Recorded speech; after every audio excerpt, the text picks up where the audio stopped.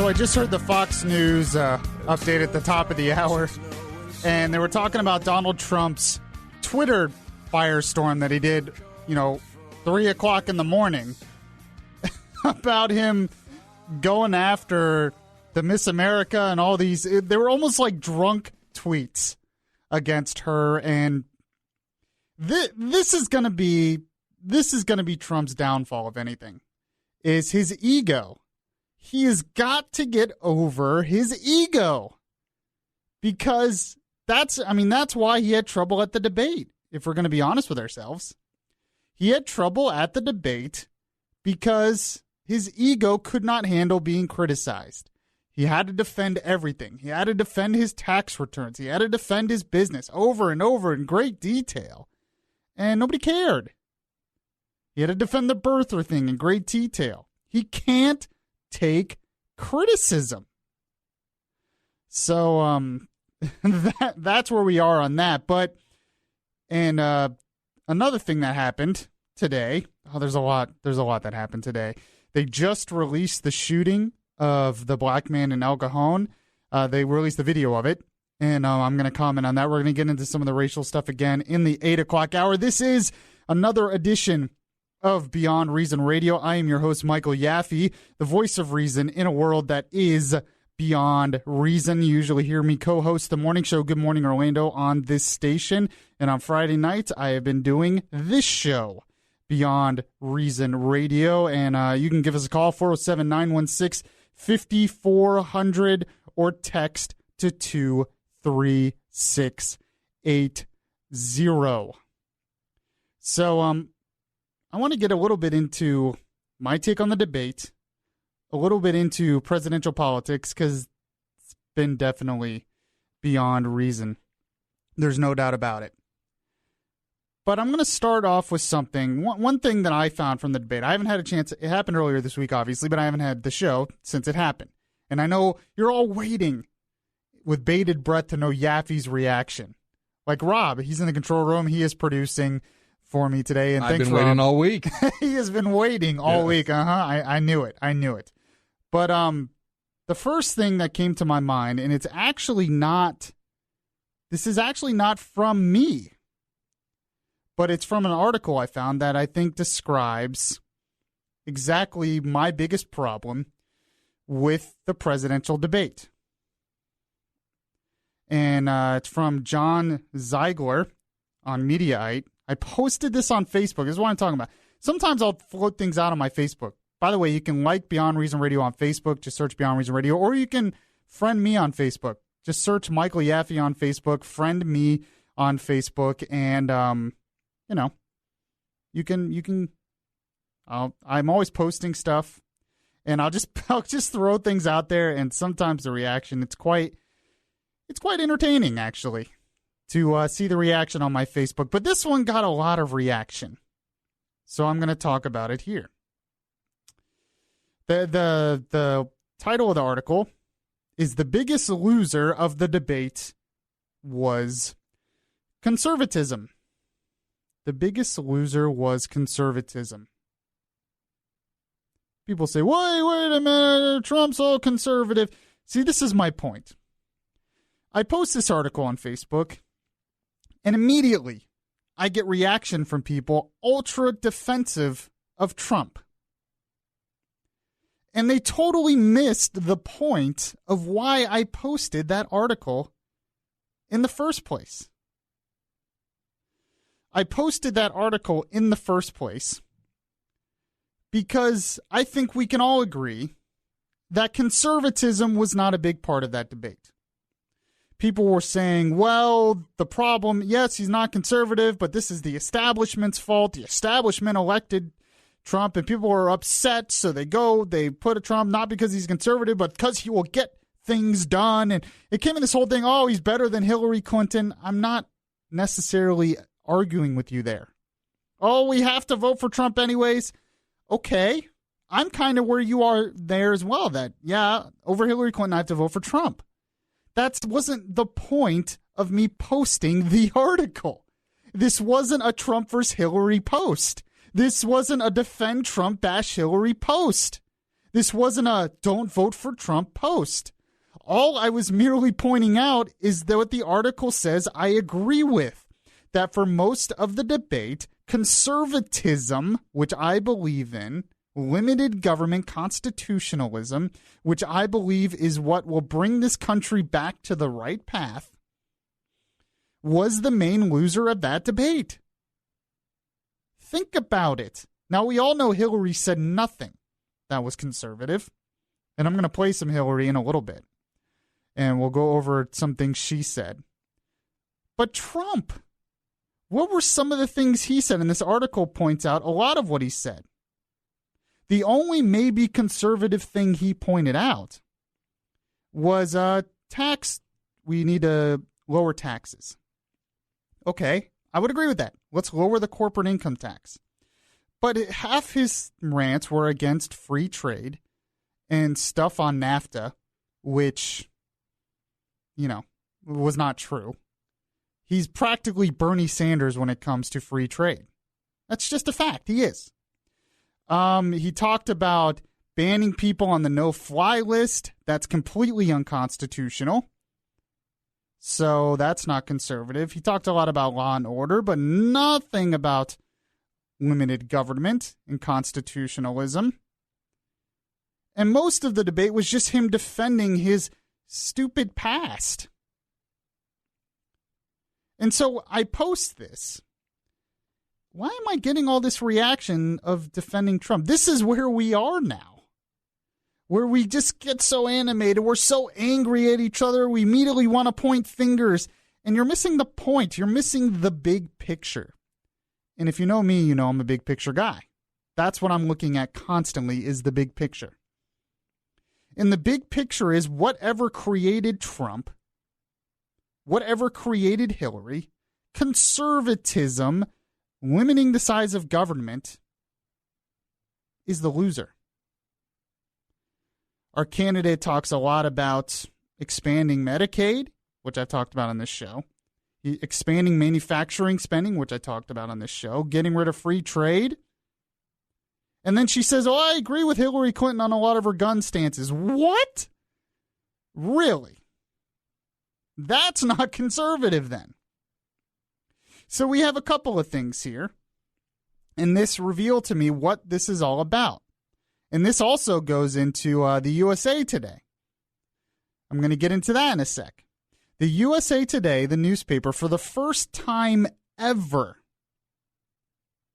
decided to go against the editorial board, decided to go against a presidential candidate, Donald Trump.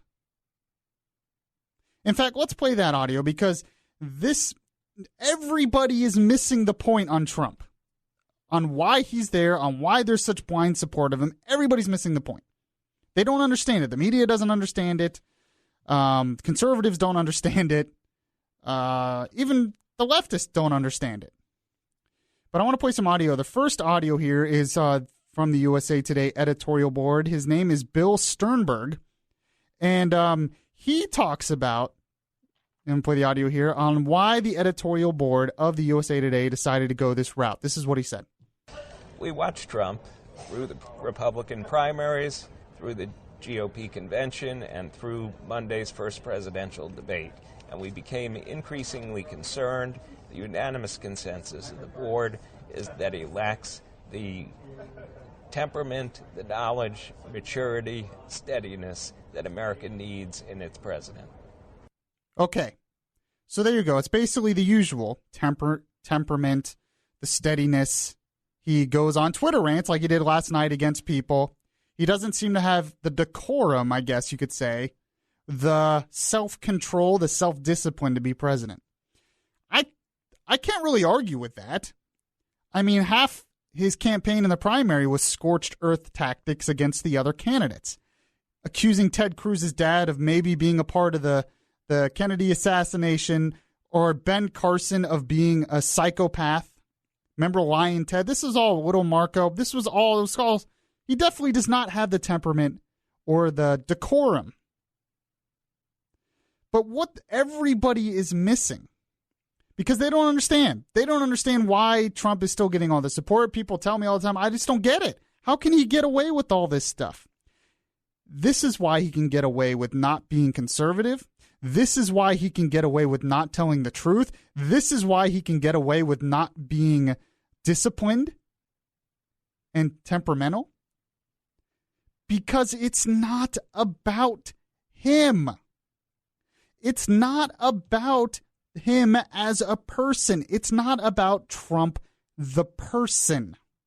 It is much bigger than that. It's about the idea of him, which Bobby Jindal was the only one who said very early in the primary campaign. He said, I like the idea of Trump, but he is not the guy.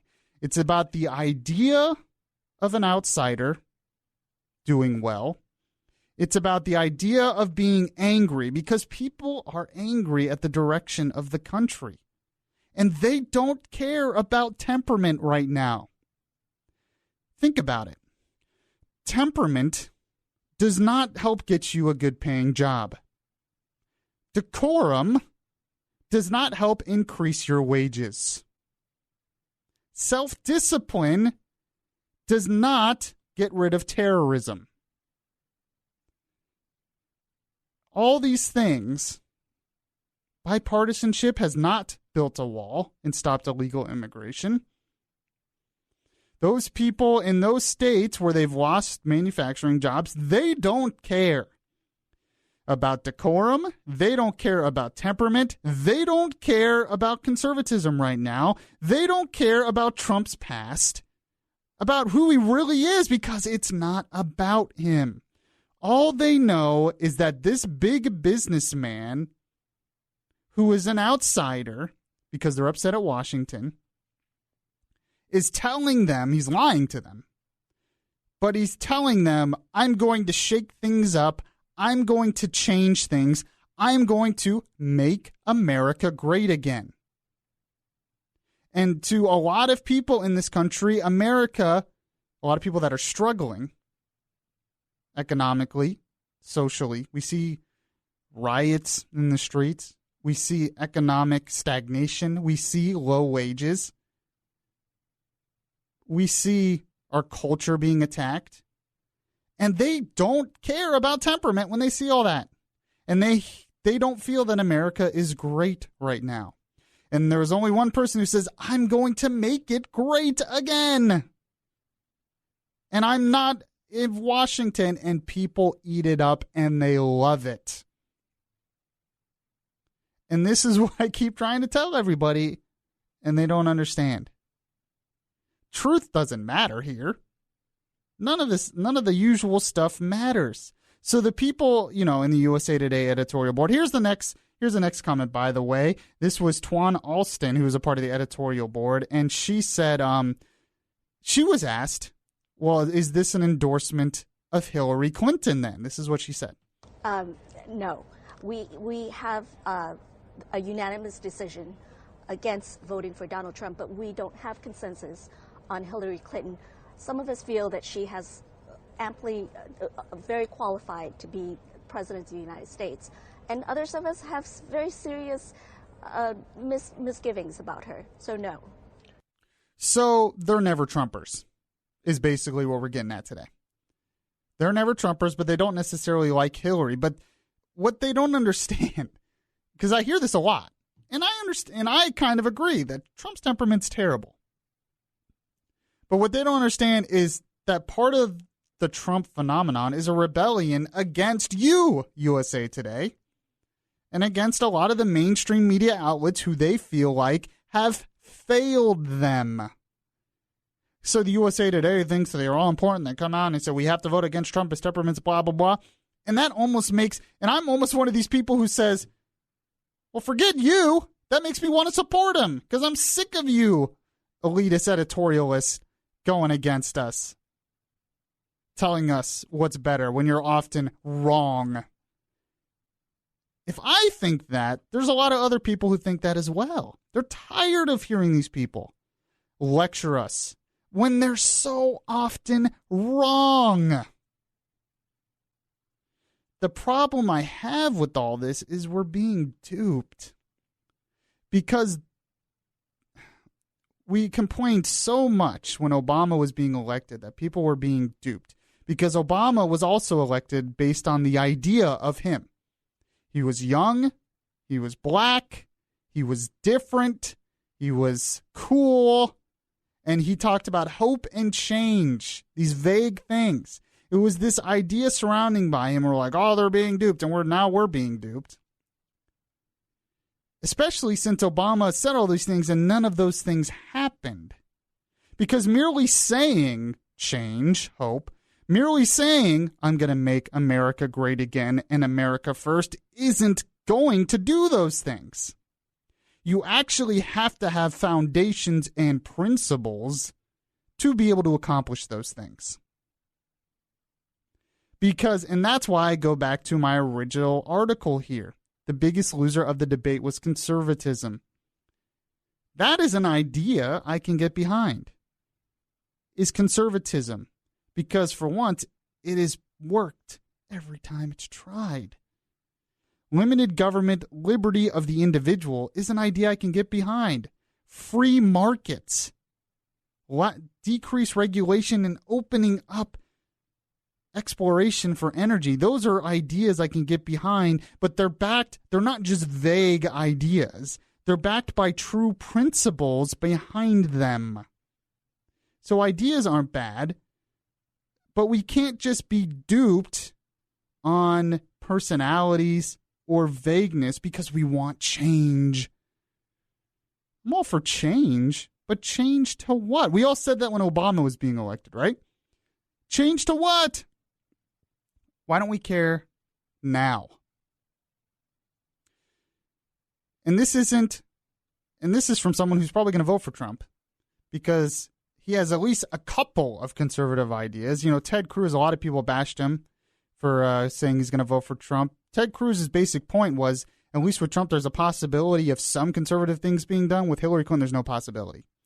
Now, this person, John Ziegler, says he feels like maybe conservatism will die quicker if Trump's elected. That's where the never-Trumpers are, because they're looking more long-term and saying, and I understand this, that if Trump's elected, he'll be the personification of conservatism and it'll ruin the conservative brain. It'll be very difficult to bring it back. No matter who's elected, conservatism is going to have to be rebuilt from the ground up, especially from young people. So what do you all think about this? Do you agree or disagree? We'll also take your calls on the debate and text as well. 407-916-5400. This is Beyond Reason Radio at BeyondReasonRadio.com, the Beyond Reason Radio app, and News Radio 102.5 WFLA. Subscribe to the Beyond Reason podcast today on your Stitcher app and hear the voice of reason anytime. If you miss any of the show, you can download the Beyond Reason podcast on iTunes. Now, back to Beyond Reason Radio. Yes, this is Orlando's Smart Talk Radio. This is Beyond Reason Radio. I am your host, Michael Yaffee. I do this show every Friday, 7 to 9 p.m. right here on WFLA. Well, at least for now, until the sales department on the third floor decides to sell it, and then I don't get to do it anymore. Unless somebody out there would like to sponsor the show, then it will be a permanent thing. So you can always contact me on Facebook if you'd like to do that. I'm just saying. All right, so I want to talk a little bit about one thing that's really depressing about the debate. I talked about how conservatism was the loser, but what about Hillary? What did she say? It was very interesting and, frankly, depressing. Well, just all you have to do is get to her opening statement. And it's sad how, I don't know, it doesn't stun me, but it stuns me at the same time, how she can say all this stuff and we just accept it now.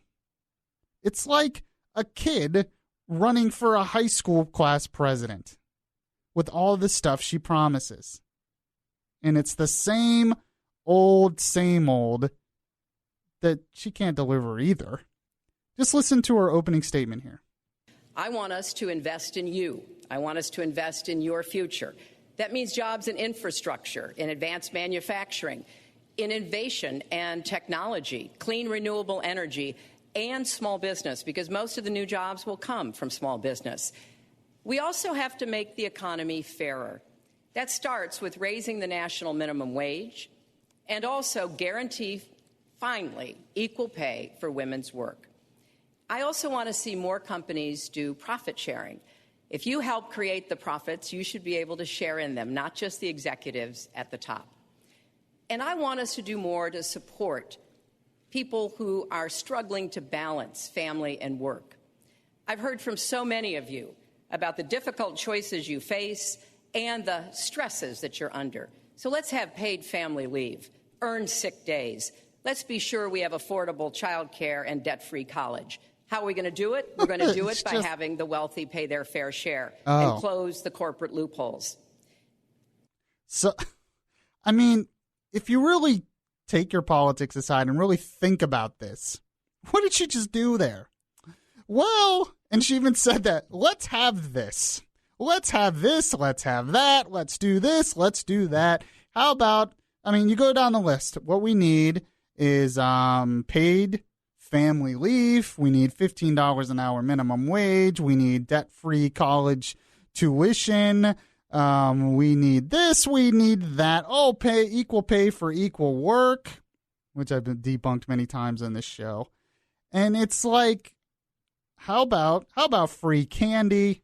I want nationalized candy. You know, Rob, I'm tired of paying for candy. My kids need candy, Rob. They do. I don't have any kids, but my kids need candy. Why do I have to pay for it? You know, the rich, they don't have to worry about it. They can afford candy. Sure. But, you know, the poor, they can't really afford it. That's not fair.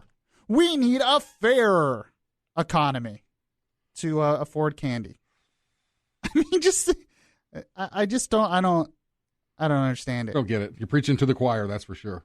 Yeah, because does anyone think all this is possible? Have we got to the point that this is where I know presidential candidates, politicians always promise stuff, but now it's just getting to the point where it's like one thing after another.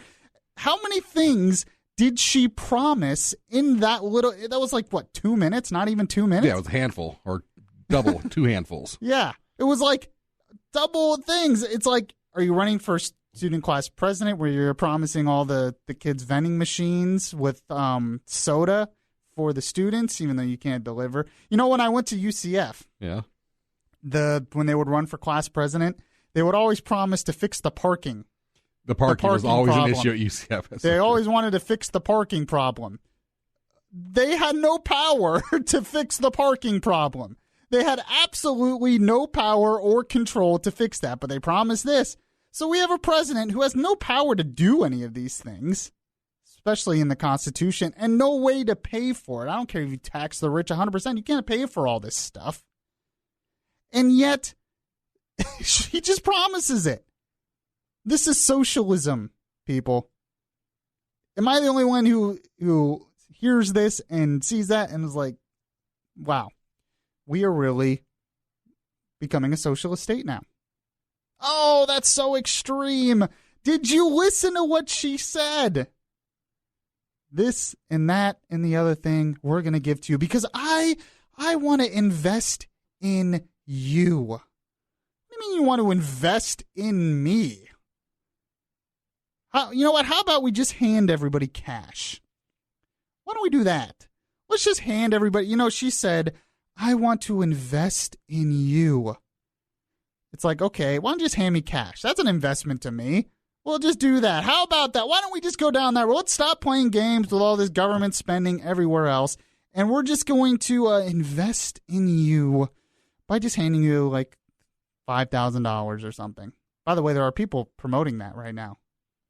I'm kind of half joking, but literally people are saying we need a guaranteed income.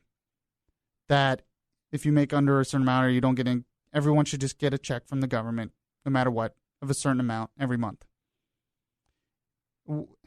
Are children running our government?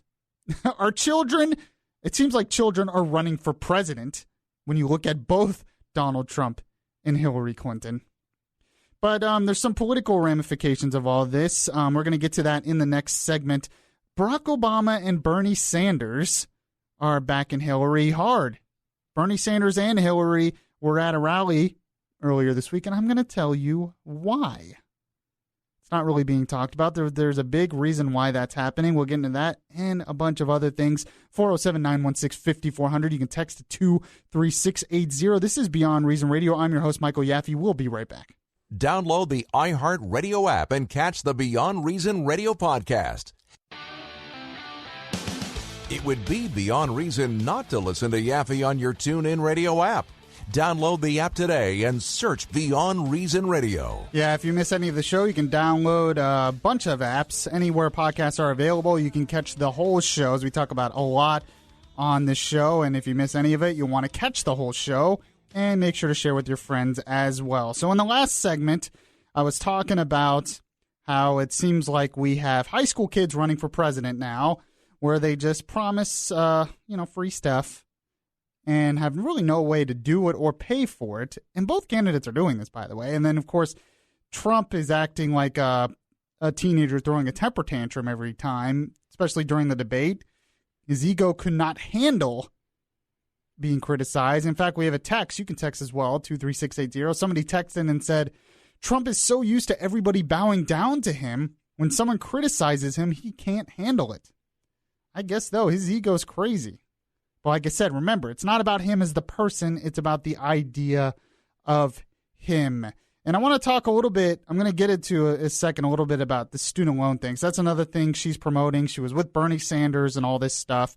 And even when she was with Bernie Sanders, on the background, on the stage in the background, it had Hillary's logo. And then it had a bunch of places everywhere, debt-free college. And it's just amazing how so many people blindly just say, yeah, you know what? I want debt-free college. Yay. It's a great idea. Yeah. Everybody wants debt-free college. But it's like they don't think about how it's going to be paid for, of course, how it's going to work. That's the catch. I mean, are we adults or not in this country? Sometimes I just wonder. Well, I want free recess or extra recess time. Yes. I want a free lunch. Ooh, free lunch. Yes, free lunch, extra recess time, and no homework. That's it. I'm good. There we go. Okay, I'm going to take a call here. Brian in Orlando, what's your take on what Hillary was saying? I absolutely adore the way every time she speaks and she's talking about taxes and how she's going to raise the taxes and make sure the wealthy pay their fair share.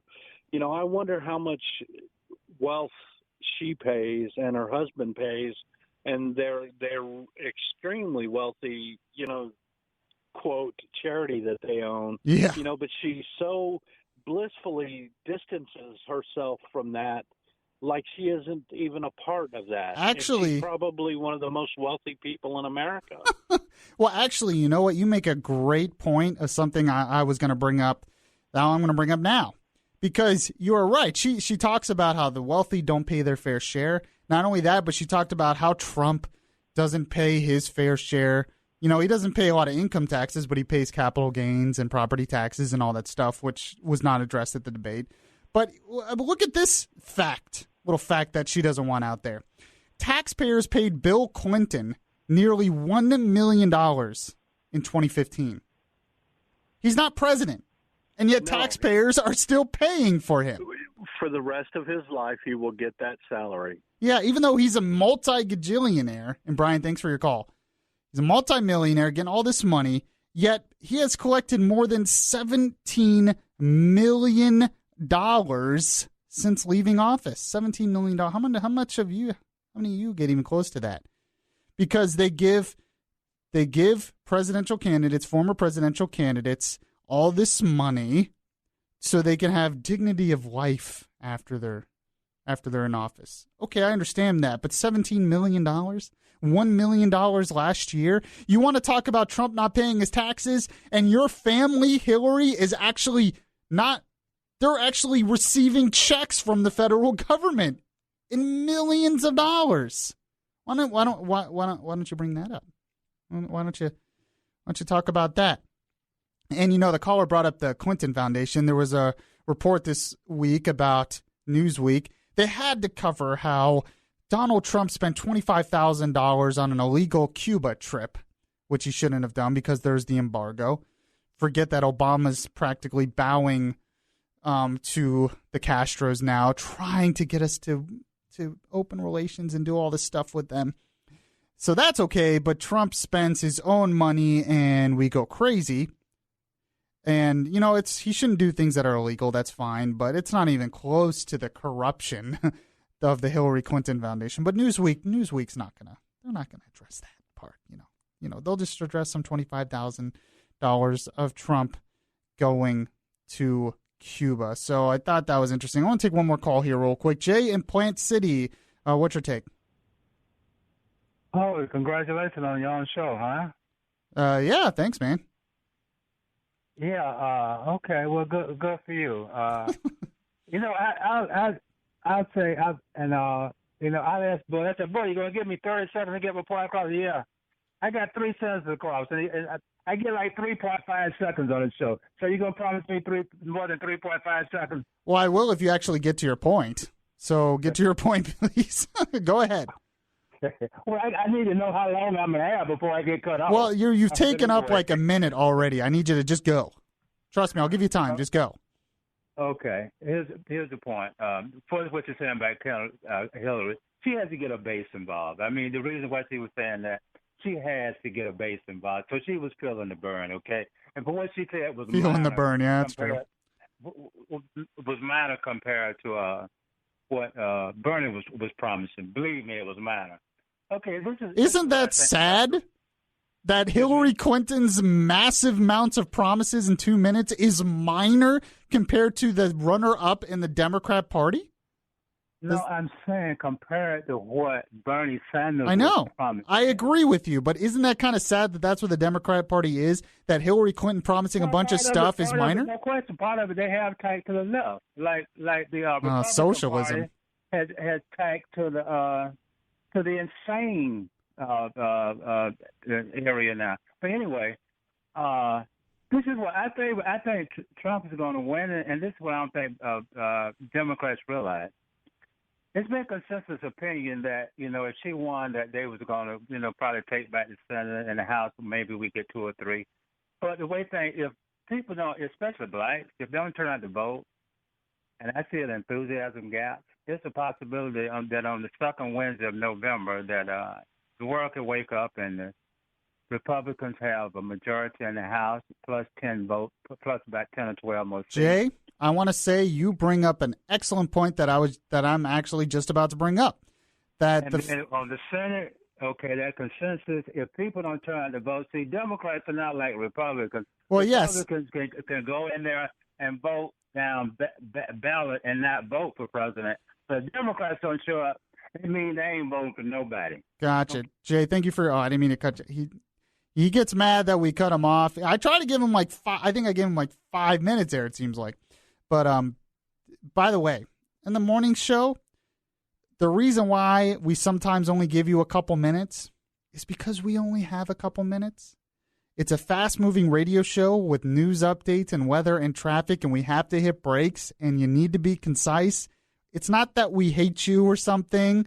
It's that we're trying to do a radio show, and it takes time, and we have to move along sometimes. So you got to get your point quickly. It's just the way it is. It's not that we hate anyone. People get upset about that. But it's like we have to think about what's best for the radio show. But that aside, Jay actually made a brilliant point. He talked about the fact that he thinks Trump could win, and one reason why is turnout. Isn't it coincidental, I guess, that Hillary Clinton this week was out with Bernie Sanders with debt-free college written behind her? Why do you think that is? Why do you think that was happening? Because they're scared of youth not showing up. That's why. They're scared of turnout. Because the young vote and the black vote are not going, in the minority vote in general, really, are not going to show up for Hillary like they showed up for Obama. So you had Bernie Sanders come out this week and say, you got to vote for Hillary, you got to vote for Hillary, because they're scared to death of not enough people turning out, because the polls show that a lot of them are either going to vote Libertarian or they're going to stay home. So you had that, and then you had Obama saying, if you don't show up and vote for Hillary, it is a vote for Trump. And he's telling especially black voters they need to do this. You need to do this. You got to show up. You have to continue my legacy and yada, yada, yada. This is all because they're scared of people not turning out. So, and it's very possible what Jay said, that Trump could win off of that. Now, do I think necessarily Trump's going to win? I don't know. I have said from the beginning, I doubt it. His chances have gotten better, except after the debate, they seem to have gotten worse. But there is a chance. Here's the other factor. There is one group that Hillary Clinton is banking on, and I can tell just by watching every single ad I think I see on TV. She thinks that she is going to be able to win this debate or win this election by getting the woman vote. She thinks that's her ace in the hole, and every ad I see is targeting women, how Trump is bad against women, how Trump said this against women, doesn't care about women, Hillary's a woman, Hillary cares about the children, would somebody please think of the children? And it's all because she thinks that because she's the first woman candidate that she's going to get the woman vote, and she really wants them to turn out for her. And that will be, and Trump has trouble with women, and that will be her ace in the hole. I'll tell you one thing, though, and I don't have necessarily statistics to back this up. This is just my general observations. I would not bank on that alone. And this is, maybe they're realizing this, and this is why they're trying to get the youth vote. They're trying to get the minority vote, because without the youth and minority vote, Hillary can't win. The Democrats have become so dependent on the minority, the black vote, and the youth vote to win elections. They have. So, and the woman vote. But my general observation, most people, in fact, I think everyone I've talked to who is against a woman being president has been a woman. Believe it or not. Most men I talk to have no problem with a woman being president. It's women that have a problem. There's a lot of traditional-minded women out there that have a problem with a woman being president. So it's not like the black vote where 96% of them voted for Obama. You're not going to get 96% anywhere close to that number voting for Hillary. So if she's trying hard, but if she banks on that, it's not going to happen. I just don't think so. They really need to get the minority vote out there. They're trying to get the Hispanic vote. They might get that, but they're trying to get the blacks. They're trying to get the youth. And that's why she's pushing stuff like debt-free college. But I wanted to make another point on debt-free college. Why is it that we're pushing this without addressing the cause? And I've talked about this before. Does anyone else realize out there that college the student loan industry was basically nationalized in 2008, 2009? 2009, it was nationalized. It was a part of the Affordable Care Act. They added something at the end of the Affordable Care Act, which basically took over student loans. The federal government pretty much runs the student loan industry now. And not only that, but since then, Pell Grants have gone up. In fact, they've increased about 50%. That's according to the White House. So Pell Grants are going up, and every statistic you show that the more subsidies and grants that go to students, the higher tuition costs go up. And unfortunately, if you look at the stats even more, most of that money doesn't go to good teachers, doesn't go to actual schooling, but it goes to administrative cost, building cost, nice fancy student unions, nice fancy sports complexes. And another thing that many people don't realize is that many of these colleges are in a lot of debt. They are heavily leveraged in debt. So, and of course, they don't like that. And of course, they're all liberals. And of course, now they're all begging for government money to get out of it. So it's not only to bail out the students, which the government created this problem but it's also to bail out the colleges, because the colleges are actually in a large amount of debt themselves. They're heavily leveraged. But they keep getting that free government money, and this whole thing is going to continue. But why do we have these utopists, I guess is what these people want to create a utopia that actually believe that we can have debt-free college and everything's just going to be gravy. Everything's just going to be great. It's all going to pay for itself. We'll just tax the rich.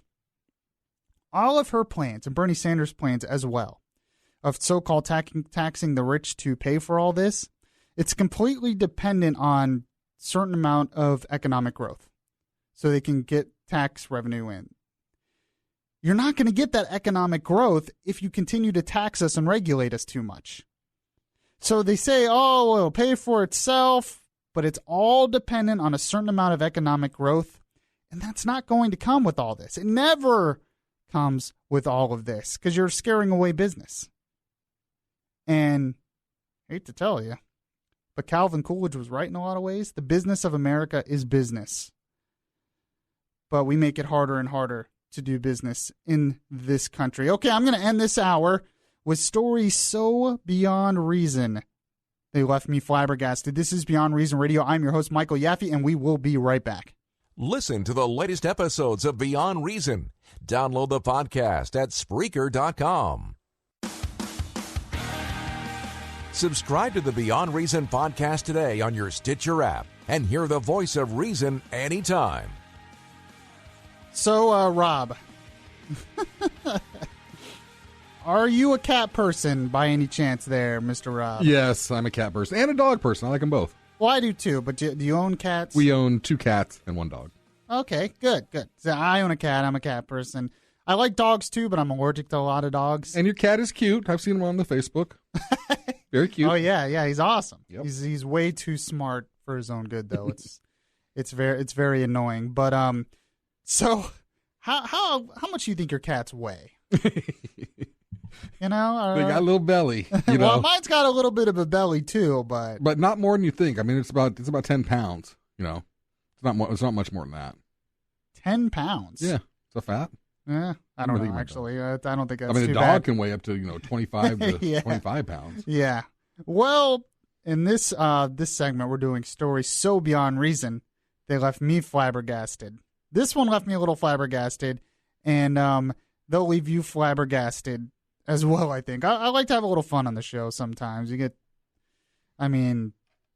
so much beyond reason stuff going on, but this might be a little bit more beyond reason. Lighten it up reason. a little bit. Yes.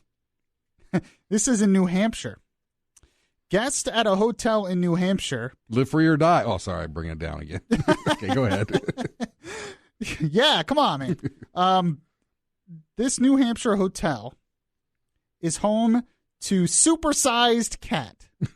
Supersized Cat. I like that name. I mean, the cat looks happy.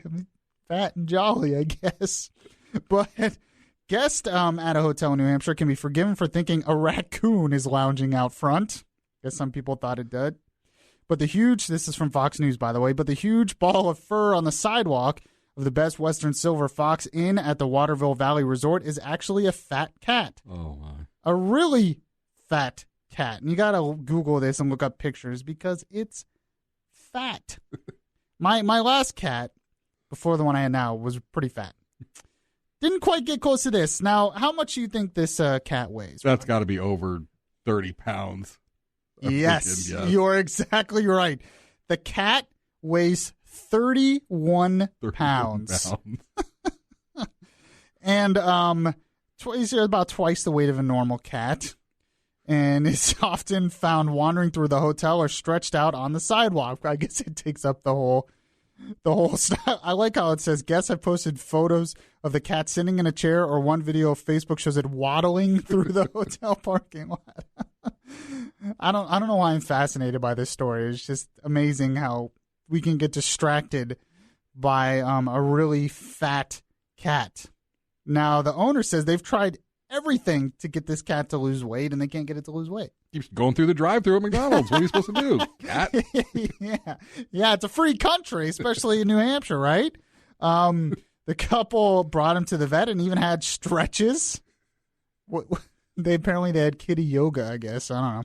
Once after a fight with a feral cat where he barely ate for several weeks, still nothing seemed to reduce the size of the cat.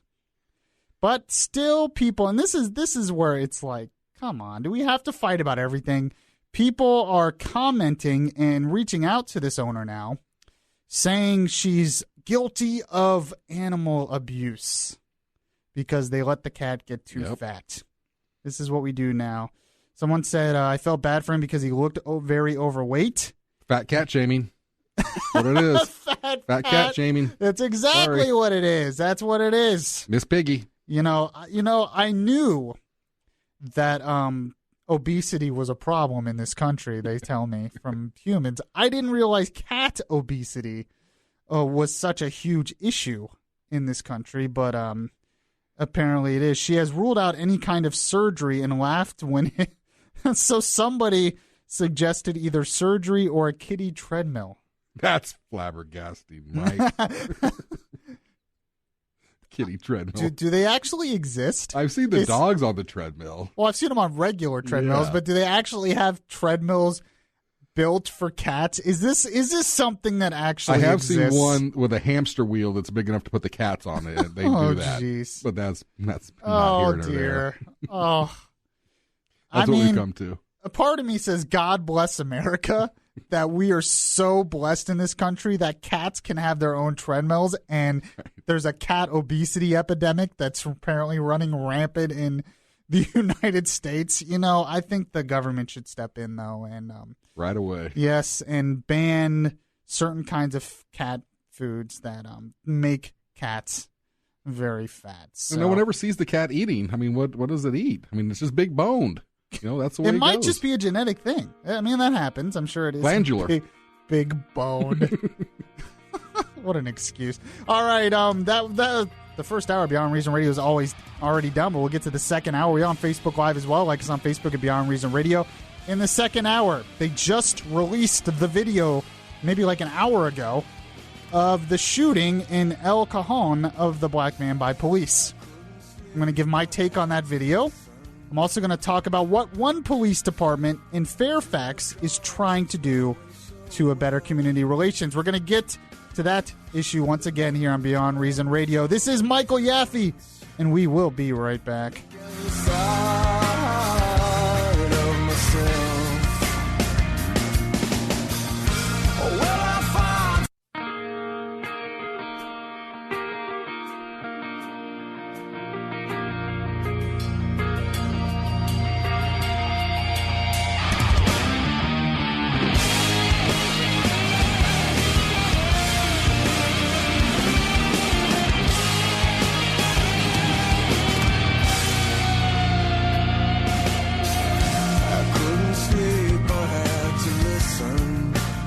Yes, and you should not be able to sleep on a Friday night until you listen to me, Beyond Reason Radio. Because we do this show every Friday, 7 to 9 p.m. right here on WFLA and on BeyondReasonRadio.com and the Beyond Reason Radio app. Now, I push the Beyond Reason Radio app. By the way, you can catch the podcast on iHeartRadio as well. I push the Beyond Reason Radio app a lot because... if sales eventually sells this hour, I won't be on WFLA anymore, but you can still get me on the Beyond Reason Radio app unless somebody out there, a business owner, believes in me and wants to sponsor the show, and then, you know, maybe we can keep this show going for a little bit longer. Just saying. This is Beyond Reason Radio. I am your host, Michael Yaffee, the voice of reason in a world that is beyond reason. And in the last hour, we talked a lot of Beyond Reason politics. A lot of Beyond Reason presidential politics. But this, I have to talk about this because it was just released. I mean, right before the show started today at 7 p.m., it was just released. El Cajon, the shooting of the black man in Alfred Olongo in El Cajon, the video was released that showed the shooting. And it's coming from, looks like the restaurant or cell phone video right outside a drive-thru or something in that area. I don't know if it's a drive-thru or not. It looks like it. But you see the video of the shooting, and you see what happened. And first off, I got to tell you one thing. I mean, we addressed this for 2 hours. We addressed this topic last Friday. on this show. And one thing that really frustrates me about this topic, and I was thinking about it a lot this week, is how we talked about perceptions or whatever. When I go into every one of these situations, and I feel like in these kinds of situations, this is exactly what you should do. But when I go into it, I don't automatically look at the police as some kind of uniform group that they're all going to act the same way. Nor do I look at the citizen who was shot as a part of some, if he's black, some part of uniform group, that they're all acting the same way. When a black person goes into it, it's an individual. He's not just a black person, he's an individual who does individual things, and he's his own person, he's his own human being. He's an individual. And that's what blacks say they want us to look at them like that. That's how we should look at each other like that. We're individuals. We love to group each other in all these groups, but we're all individuals. We're all different, no matter what race we are. But we forget as well that the cops are individuals. That those policemen in these situations, they're also individuals. And so when I go into this, I don't assume that anyone's guilty, because they're all individuals who could be guilty or innocent. A policeman isn't necessarily going to shoot someone just because he's a policeman. But that's how we're looking at it on both sides. Just like a black person isn't necessarily going to be guilty just because he's a black person. Of course not. But this has to go both ways. And especially in situations like this, especially when we're talking about possible murder charges, that's what our justice system's about, looking at each individual case. Now, they're trying to say there's an epidemic of this. I've talked about how I don't see the stats to back that up. But in this video, I'll tell you what you can see. And first off, you see the guy, Alfred Alongo. The police approach him. He is definitely not following orders. And that seems to happen in so many of these cases, that the cops are telling them to do something and they're not listening. It even happened in Tulsa. That cop is being charged with manslaughter. Possibly she should. But even in that situation, he wasn't following instructions by the cop. If you just follow instructions, you're not going to get shot. But in this case, it was worse than that, because you see the cops walk up to him. He's got his hands in his pocket. He's trying to dodge. He's running around he looks like he's trying to run away, trying to get away, doing all this other stuff. But he's got his hands in his pocket. Okay. The cops, you can't hear any audio in this video. But the cops keep telling him, get your hands out of your pocket. Get your hands out of your pocket. They point the gun. Get your hand out of your pocket. And, all he would have to do, put his hands up and do what the cops said.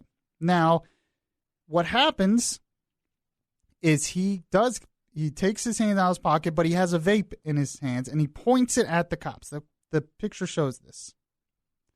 Now, people are upset because he was unarmed. Oh, it's a vape. Why did they shoot him? How is the cop supposed to know? The cop, and this is the thing, are the cops supposed to wait until they're shot to fire back? And this is an honest question. An honest question. 407-916-5400. If you want to call, you can text it 23680 as well. Because I've talked to cops, many cops about this actually, and they say the reason you can't, as soon as that gun is pointed at you and this, the bullet, how fast is that bullet going? You could be dead. It doesn't take long. That's why the cops can't wait. So that's what it appears happens. He gets out, points it at him, and then they shoot him. And I'm supposed to sit here and be mad at the cops when it's obvious they're just trying to protect their lives. This is not an instance where they shot him behind the back. This is not an instance where they shot him with his hands up. This is not an instance where it looks like murder. because they walk up and they give him plenty of opportunities, and he was obviously not wanting to pay attention. I don't know if he had some mental disabilities or whatever, and apparently you hear someone in the background in one of the other videos, don't shoot him, don't shoot him. But I've never met a cop that goes into a situation wanting to shoot somebody. Now, that doesn't mean they're out there, I'm sure. That's why we have to look at all of these cases individually. Because we don't know the cops personally. We don't know the person who was shot personally as well.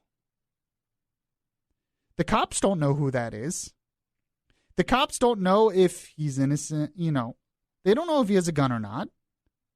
Are they supposed to wait until they're shot at? And, I almost hate this topic, like I said, because I give this stance, I give this take, and no matter what I say, sides are drawn. I don't understand the big picture. You're too generalistic.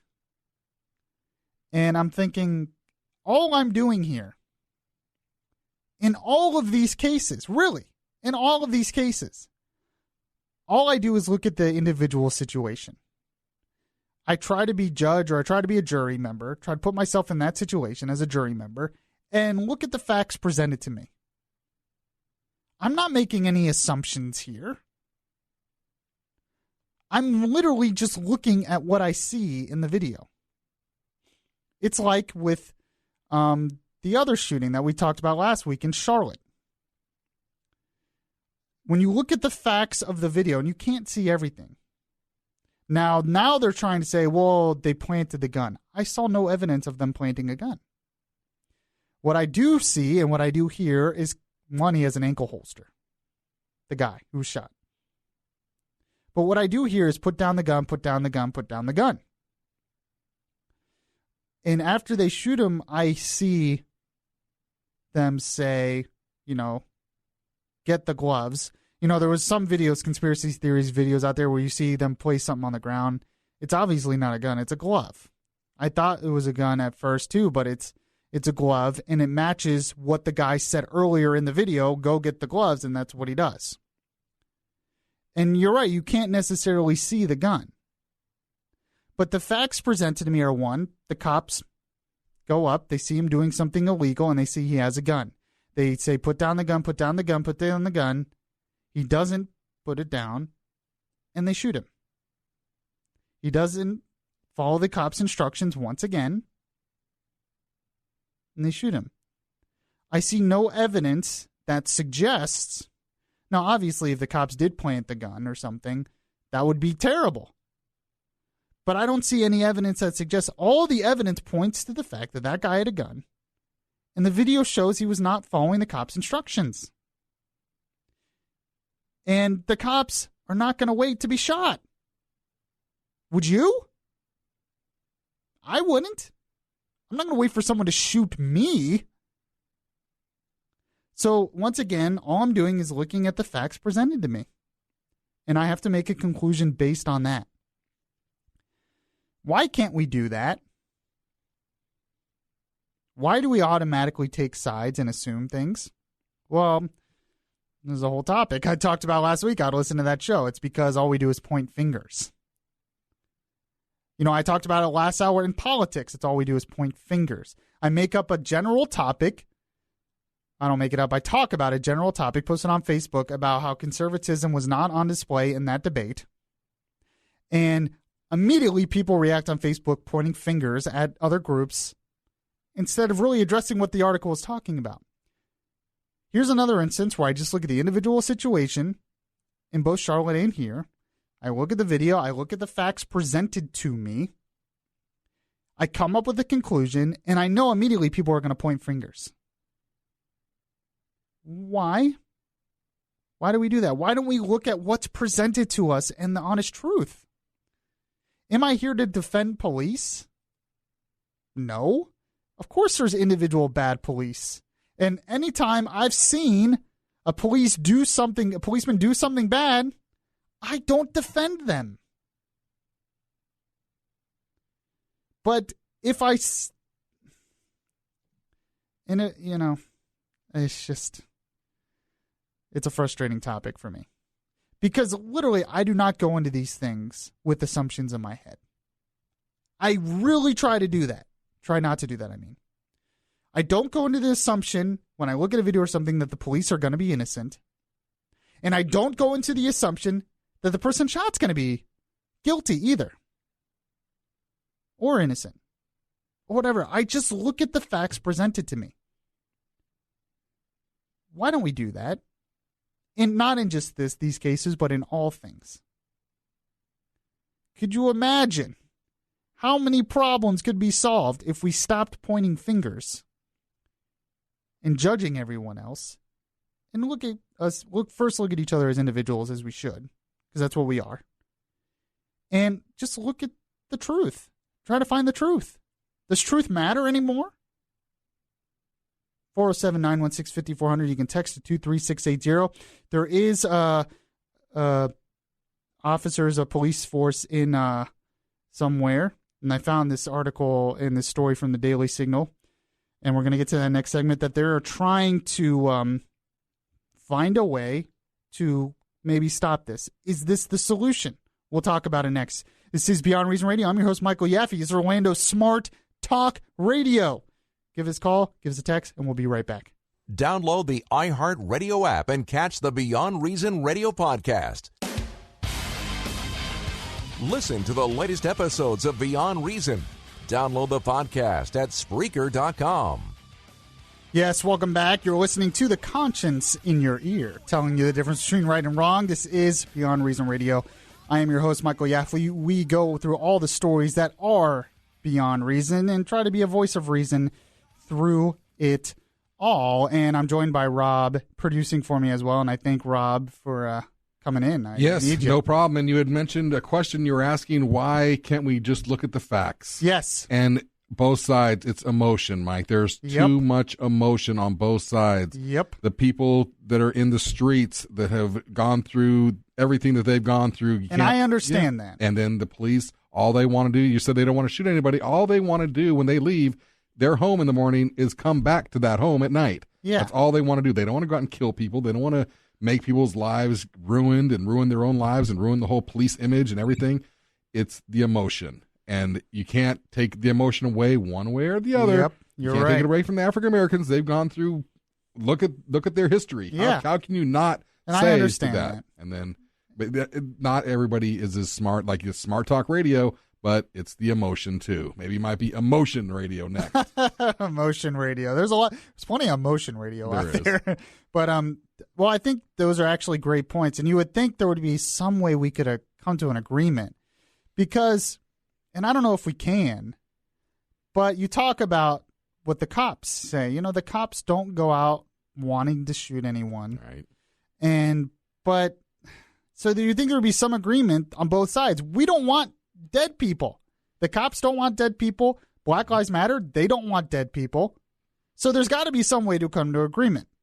Well, maybe there's a solution here. This is from the Daily Signal. It's from Fairfax, believe Fairfax County, Virginia. Yeah, Fairfax, Virginia.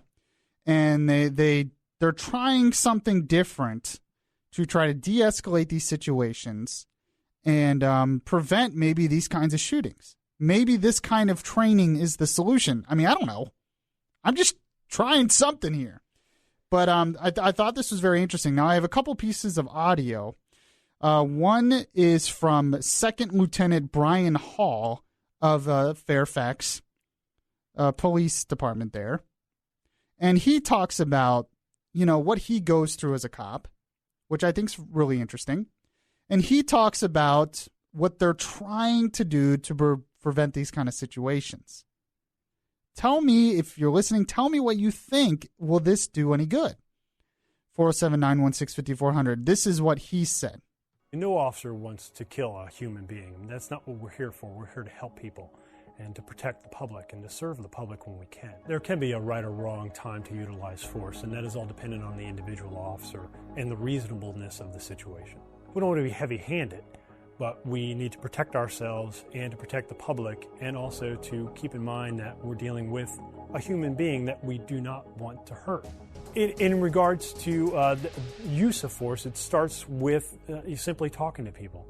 If everybody in society was cooperative, especially the folks that we deal with and those who violate the law, cooperated, then our job would be easy. The more opportunities we give our officers to utilize force, the better decisions they make in the real world.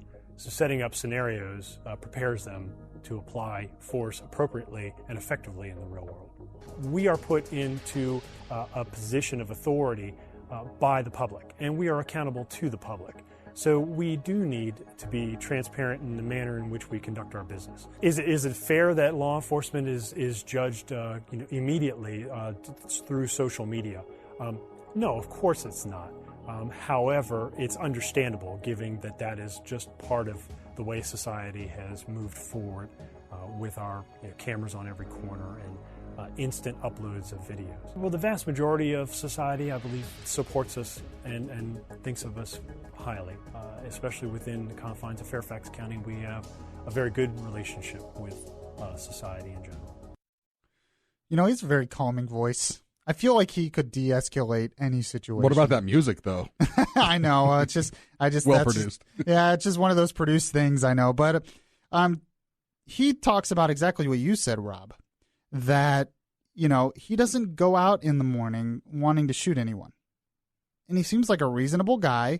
So what they're doing is they're having specific training where they literally play out these kind of situations that could happen, like where these police shootings happen, and see if there's ways that they can de-escalate it without resorting to violence. Is this the solution? More training. Yeah. And more hands-on training towards, what situation you're going to be in. The lady who shot the person in Charlotte, she said she had a little blackout and she was scared to death. Yes, exactly. Because she's never been in that situation before. She doesn't know what to do, so she just pulled the trigger. That does suggest maybe poor training. Yep. Right there. Now, I am not against more police training. That's fine. Do I think it's going to solve everything? No. But one thing I will say, and this is kind of a side note, but Hillary Clinton kind of made this point in the debate, but she called for the federal government to pay and put more training out there for police. The last thing we need is the federal government getting involved in our local police. That's just my take. We don't need to federalize the police. So it's not really something, I know it's a good political talking point, but it's just, why do we want the federal government to solve everything? You're going down the wrong road there. Yeah, I just don't think that's my conservatism and constitutionalism. And on the other hand, the stop and frisk stuff is unconstitutional as well, which goes against your conservative values right there. It has to. Yeah, so there's a lot of issues. Yeah, well, exactly. And you talk about the loss of conservatism. Yeah. I have to do a little more research on the stop and frisk thing, but yeah, well, that's a good point. But especially with the federalizing police and all that stuff, I just can't. I can't marching through the streets with their jack boots on. I just can't go. No, I can't go down that road. No. I understand what she was saying, but no. But okay, so there's another piece of audio that they're interviewed in Fairfax as well. This is Captain Richard Movillo, and it's either Movillo or Movillo. It's two L's usually, but the guy's not Spanish. I don't know. I'm just gonna say Movillo. But he was asked about this as well, and he talked about some of the things they go through as well, and I'll see what your guys' take is on that. This is what he said. I monitor all use of force incidents. So ever since I was an officer, from the time I was in the academy to the time, during the time I've received training throughout my career, we have done different trainings on how to control and de-escalate a situation, as you said, de-escalation of force. Everything starts on a verbal level. Very rarely is something going to just completely happen out of the blue, and when it does, it's going to be something that you can't plan for, you never expected. It's just going to occur, and you're going to just resort to your training at that point to react. None of us come to work wanting to hurt anyone, and all of us want to go home safe. I mean, that is an adage that every officer carries when he comes to work. Is an arrest statistic reflective of a bias? I would say no. There's just certain individuals that commit certain types of crime. As police departments, we profile criminals. We don't profile race, gender, ethnicity. We profile crimes and who's committing those types of crimes. That's what we look to do. The public now, and because of the media, is becoming more aware of what we do. They naturally have questions. But now with everybody carrying a camera and in their phone and a video, people are able to capture things instantaneously, put it out there, and then it creates questions. Well, why did the officer do that?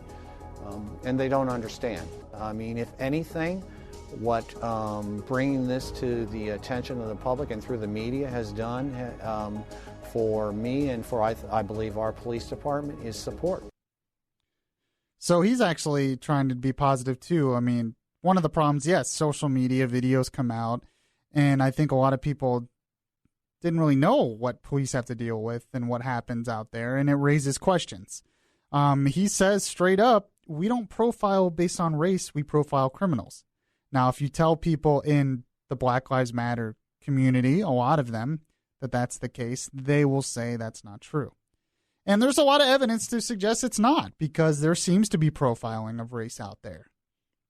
And then it goes to the issue, well, if you look at the statistics, most of the violent crime is done in black communities. So there's still a lot of issues here, but I just wanted to throw that out there. See maybe if people thought that was a good idea, if this could help de-escalate things, if there's more that needs to be done, which I'm sure there is. There's a lack of leadership, it seems like, on this, that's for sure. 407-916-5400. You can text to 23680. This is Beyond Reason Radio. I am your host, Michael Yaffee. We're going to talk more about this in the next segment. If you miss any of the show, you can download the Beyond Reason podcast on iTunes. Now, back to Beyond Reason Radio. Download the iHeartRadio app and catch the Beyond Reason Radio podcast. Welcome back to the show, everyone. This is Orlando Smart Talk Radio, Beyond Reason Radio. If you missed any of the show so far, check the podcast pretty much anywhere podcasts are available, or you can like us on Facebook at Beyond Reason Radio and watch it on Facebook Live, and the video will be up there after the show as well. So we've been talking about, they released the video in California of the shooting of the unarmed black man. I gave the facts of it. I gave what I saw. I gave my opinion on it. Then we talked about Fairfax, how police, and we played some audio from police officers there. They're trying to find a way to de-escalate these situations. And I think there's got to be some compromise here, because I think we can all agree that we don't want people shot. I think we can all agree on that. At least, the vast majority of us. But what happens is emotion gets involved.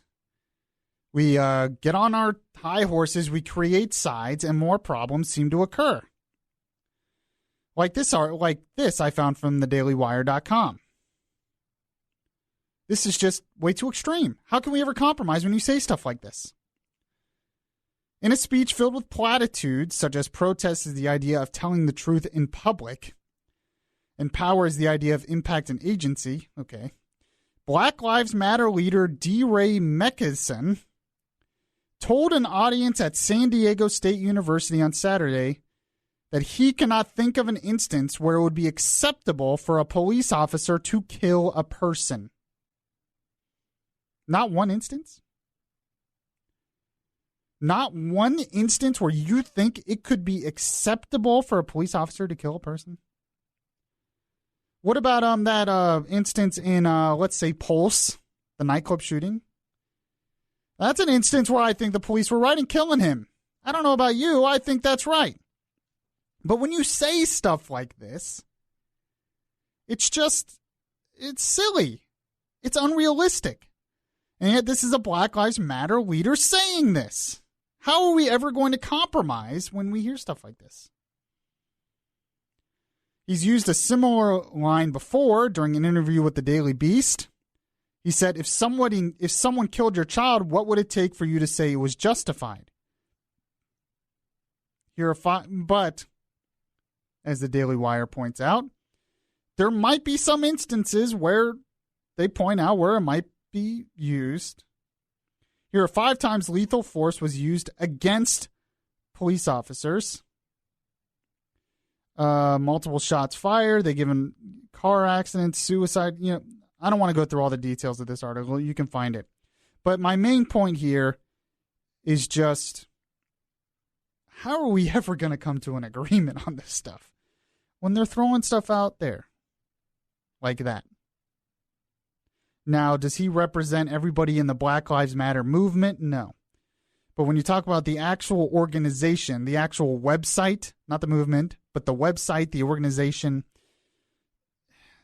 they have some extreme things. How can anybody agree with this? Get it down to zero? In a utopia, yes. We would love for that to happen. But we live in the real world, don't we? Police officers are going to get killed with that kind of attitude. Now, somebody else pointed out another article to me that kind of goes in the same direction. It's from the Blue Lives Matter website. It says, Los Angeles Police Commission tells officers to run away from armed suspects. The Los Angeles Police Commission, who is tasked with setting policies for the police department, has decided that if an officer is confronted by an armed subject, they should run away. The decision stems from an officer-involved shooting where a suspect charged 2 officers with a large knife, citing that the officer should have redeployed or created distance. There is no disputing the facts of the case.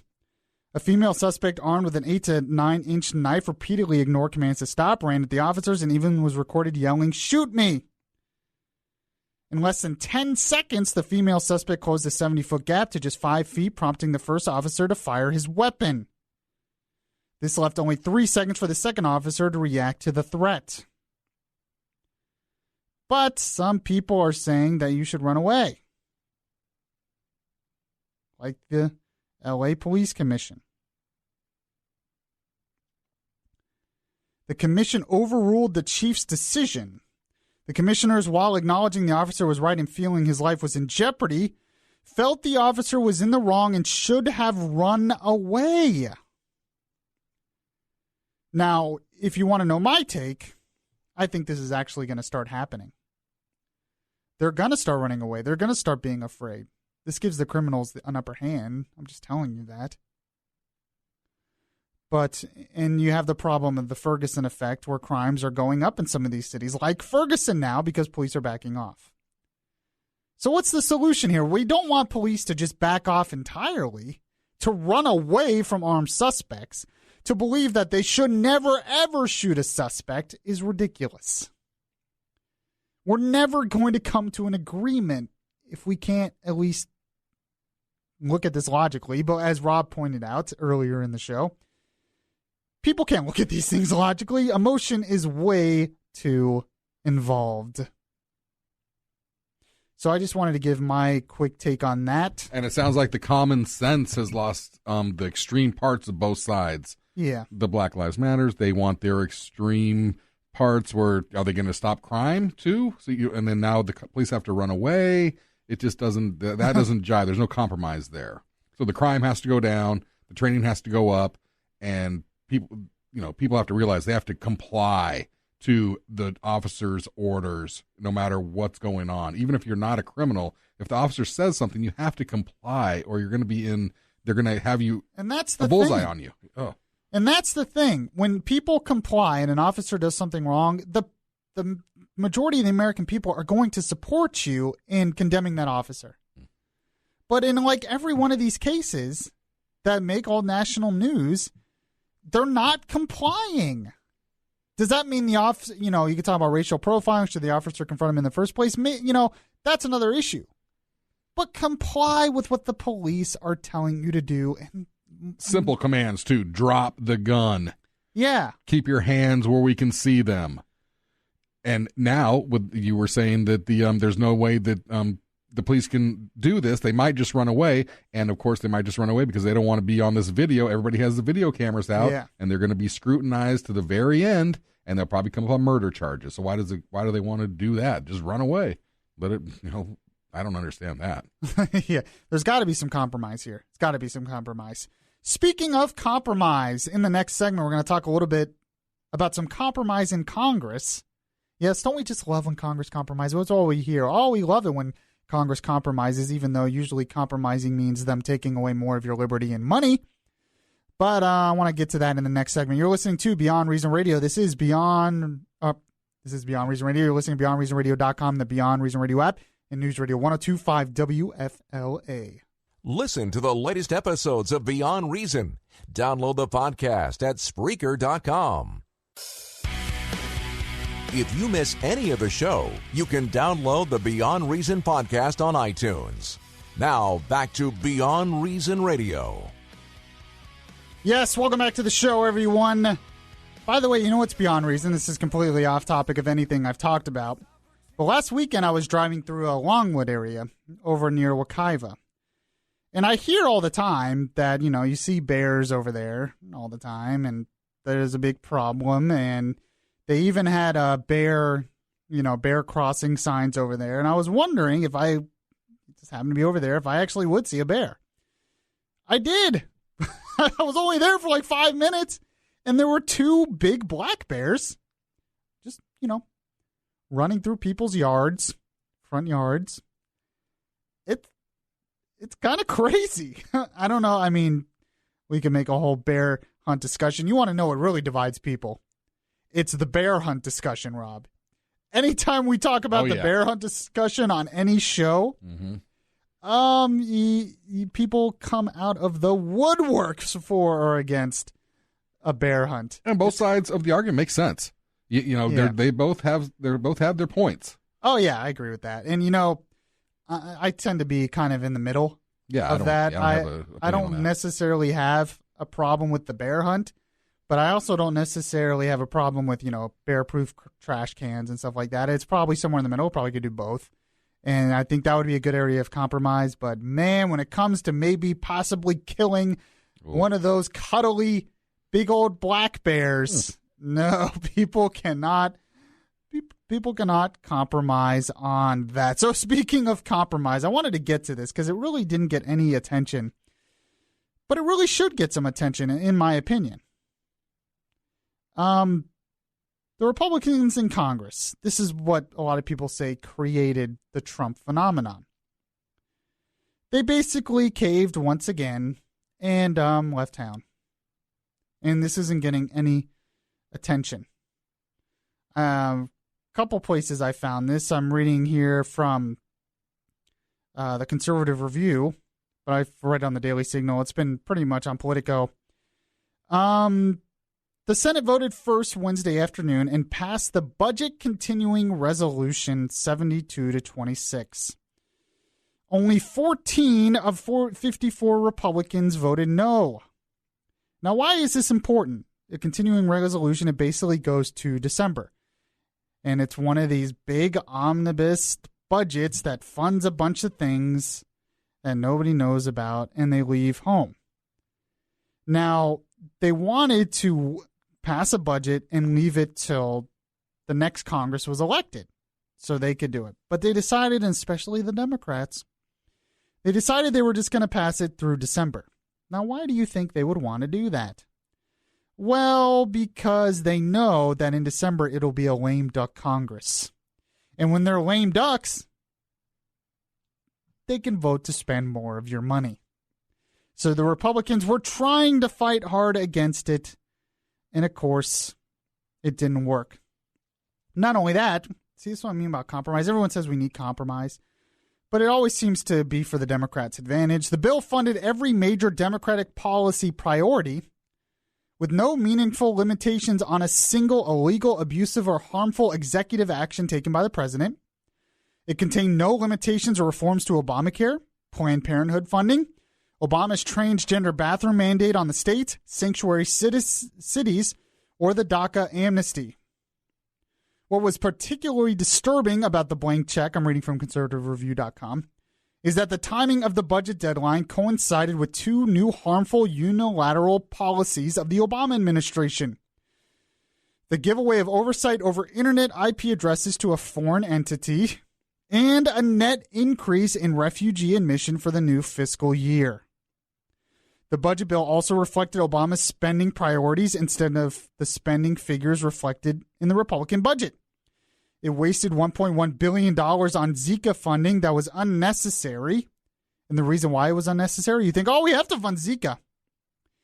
It was unnecessary because we have leftover funding from the Ebola thing. It's just sitting there not being used. And the Republicans are saying, why don't you use that first? But they didn't want to do that. No, we got to leave that for something else. And it funded Planned Parenthood with those extra funds. While one expects compromise with divided government, the blank check was truly breathtaking and completely reflecting Democrat values, as if Republicans had no control over Congress. Republicans own Congress right now, yet they're caving because they don't want a government shut down. Thus, the House rolled over and slammed the bill on the floor without 3 days to consult with the members. Rather than working with conservatives to craft a Republican bill, House Speaker Paul Ryan, Kevin McCarthy sandbagged their members with Reid's steaming pile.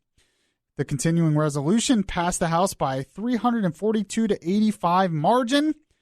Only 75 Republicans voted no. See, this is the issue here.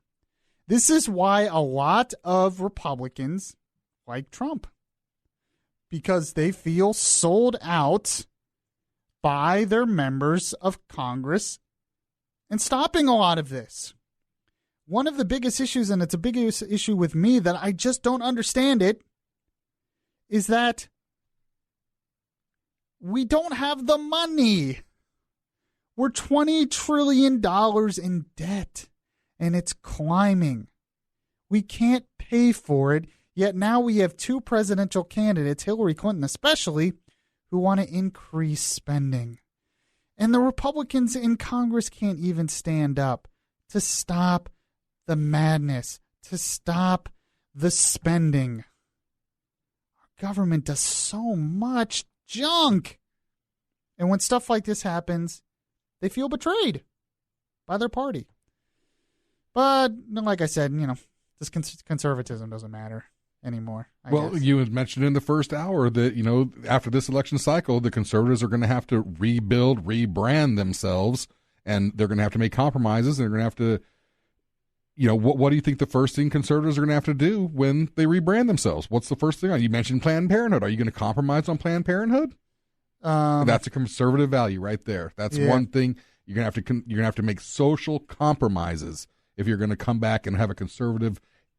Yes. But see, people think there's been too much compromise, and that's the problem. There might be, but you still are at the bottom of the rung on the election cycle. You don't even have a conservative candidate in there. So obviously you're going to have to make some conciliation, some sort of compromise to get these voters, the women. I can tell you right now, one of the reasons why Romney lost is because he alienated the women. He gets on and says, we're going to cut Planned Parenthood. Women aren't going for that. It's over. You're not going to go back. You're not going to go back and try to get them to understand what conservative about the women that values are against abortion, though? There's a lot of women out there against abortion. Well, I think there's more that are for pro-choice. Really? So, I do, yes. I mean, it might be close, like a voting cycle 50-50. It might be 50-50. Well, what issue should we compromise on? That is the question. If you're a true conservative, you're not going to compromise on any of your biblical values. Right. So that abortion goes into biblical value. Homosexuality, that's a biblical value. I think they've already compromised a lot on that. But what about spending? Why do we have to compromise? Why do we have to compromise with the Democrats so much? Why can't we get them to compromise with us? Especially when we own the power in Congress. Why does it always involve a compromise? Conservatives are scared they're going to be voted out. I mean, they have to compromise at this point. I mean, they're already going to go. And see, I think the real problem is a lack of true leadership. I think. Because true leadership would show them that conservatism is the right way to go. Mm-hmm. But nobody's articulating it anymore. True. Especially when you have people like Trump, people like Paul Ryan, people like Mitch McConnell that go out and they say, we're conservative, And then they pass trillions of dollars in new spending for God knows what. Nobody knows. Don't do anything to stop, Obamacare, which is really unpopular right now on both sides, really. I think you're going to have to compromise. I think fiscally, you're right. I think like you said, America is a business, but it's not. It also has to have compassion. It also has to take care of everybody. And I'm not necessarily saying government should run like a business when I say that. There's two sides. I think conservatives are right when it says less government, less taxes, but wrong in the voting aspect when they say, against women. And then the leadership, I mean, my goodness, Mike, who have the conservatives had? John McCain? You can't vote for him. Well, he's not a conservative. There you go. So we haven't had a true conservative run for president, be our presidential candidate in forever, which is sad in itself. And then you had Romney, who was just too much on the wrong side. That's why he got demolished. And then now, well, Romney couldn't appeal to people. He didn't appeal to anybody. Well, and this goes back to the main issue, and this is frustrating, but it's very true, like you said. The reason why Trump does so well is he appeals to people's emotions. Like you said, emotion, man, it controls so much. You talk about people's emotion. Romney couldn't appeal to people's emotions. So somehow there has to be leadership from conservatives to point out and appeal to people's emotions while standing for conservative principles. I think there are ways to do that, by the way, especially when you talk about fiscally. Why isn't there a conservative going out to the millennial generation saying, you're the ones who are going to have to pay for this debt? Your future is at stake here because you're the generation that's going to have to pay for all of this, and it's going to affect your very lives. I think there are ways. But I don't know. I tend to agree with the Rand Paul take that we complain about Congress not compromising, but every time I look around, it seems like they compromise, and usually it's to take away more of our liberty and more of our money. So good discussion, though, Rob. And looks like we're already done. We are. We're already done with the show. I appreciate everyone listening to Beyond Reason Radio. It's been a great show. If you missed any of the show, check out the podcast at BeyondReasonRadio.com. Just download the Beyond Reason Radio app as well, and you can listen to the whole show there. I should be back next week. I will be back Monday with Bud and Deb on Good Morning Orlando, and I'm hosting Good Morning Orlando next Thursday and Friday morning. So we're going to talk a lot about that as well. You're listening to Beyond Reason Radio. I'm your host, Michael Yaffee, and I'll catch you guys next time. To a conscience knowing so well that nothing comes from indifference, I look inside